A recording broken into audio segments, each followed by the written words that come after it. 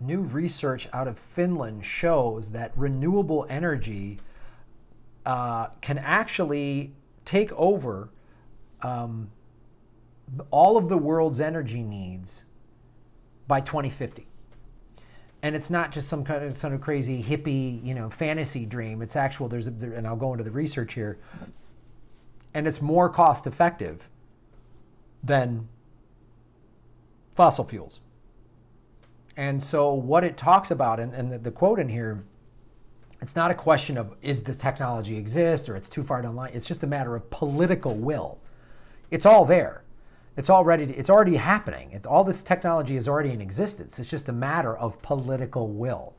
And there's just great information in here. I'll read it in here. The research was compiled by Finland's Labranetter University of Technology, LUT, and Berlin-based nonprofit Energy Watch Group, EWG. This was presented, this article is in EcoWatch.com by Lorraine Chow, and it came out December 22nd. The existing renewable energy potential and technologies coupled with storage can generate enough energy to meet the global electricity demand by 2050. Not that far away. It's only 32 years away. The researchers estimated that the switch will bring the total levelized cost of electricity on a global average down to $61 per megawatt hour, including curtailment, storage, and some grid costs, compared to $70 a megawatt hour in 2015. So in 2015, that's what it costs, $70 per megawatt hour. And that's a lot of that is from fossil fuels. So going green lowers the cost. And as I've talked about numerous times on this show, green energy actually is a technology. And as we know, technology gets smaller, faster, and cheaper. That's what happens. I'm talking to you on an iPhone that didn't exist 10 years ago, right? This is an iPhone 7. Its camera is more, the camera that I'm talking to you on is better than the camera that I used to shoot my first feature film. I bought a Sony high-def camera, this amazing camera lens back in 2004. This little lens on this camera right here is better than that. The iPhone, this is a more sophisticated computer than what was used to land people on the moon in 1969. So let me go into some what this guy, the EWG president, Hans-Josef said. There is no reason to invest $1 more in fossil or nuclear powered production.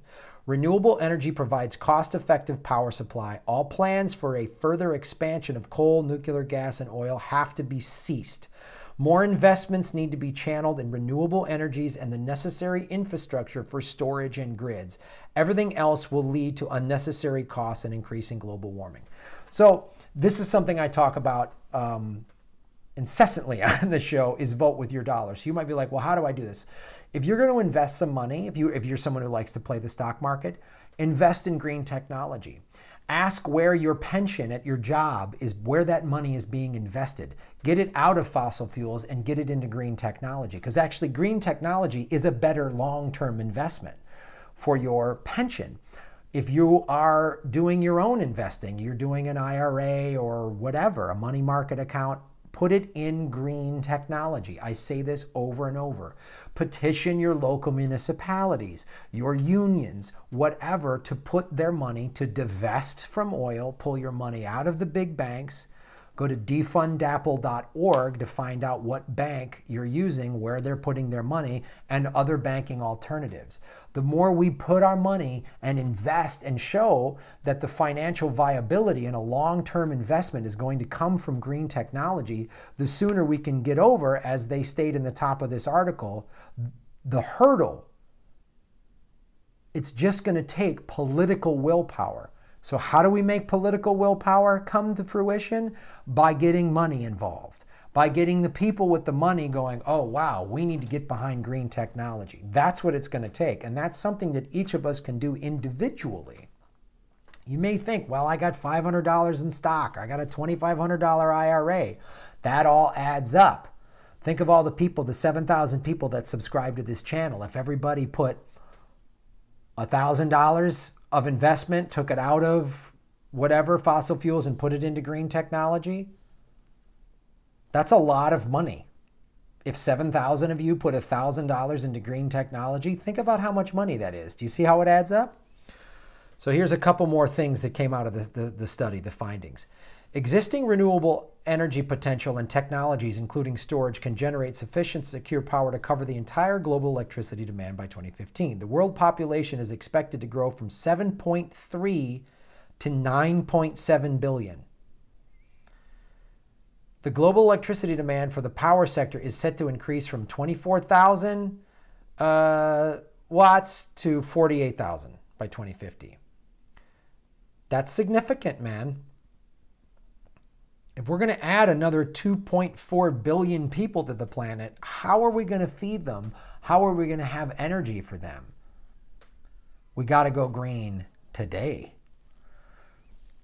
That's why don't let corporate Democrats and centrists tell you, oh, you're progressive in your purity tests. No.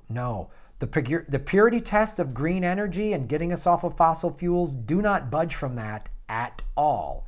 It is the survival of the human race is dependent upon that. So don't budge. Due to rapidly falling costs, solar PV and battery storage increasingly drive most of the electricity system, with solar PV reaching some 69%, wind energy 18%, hydropower 8%, and bioenergy 2% of the total electricity mix in 2015 globally. As it gets cheaper and cheaper. Talked about this. Elon Musk last year came out with about the size of a small iPad, a solar panel. I was at the LA Auto Show in December, and the Tesla was the only booth. The display, and all these major Ford, and they're just showing all of their. Tesla was the only one that had a Tesla parked in a simulated house with solar panels on it, showing you there's the solar panels on your house charging your new fancy Tesla. That's how Elon Musk is thinking. Wind energy increases to 32% by 2030. Beyond 2030, solar PV becomes more competitive. The solar PV supply share increases from 37% in 2030 to about 69% in 2050.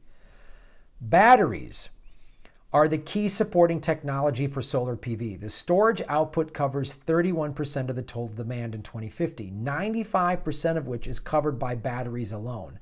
Battery storage provides mainly diurnal storage, I don't know what that word means, and renewable energy-based gas provides seasonal storage.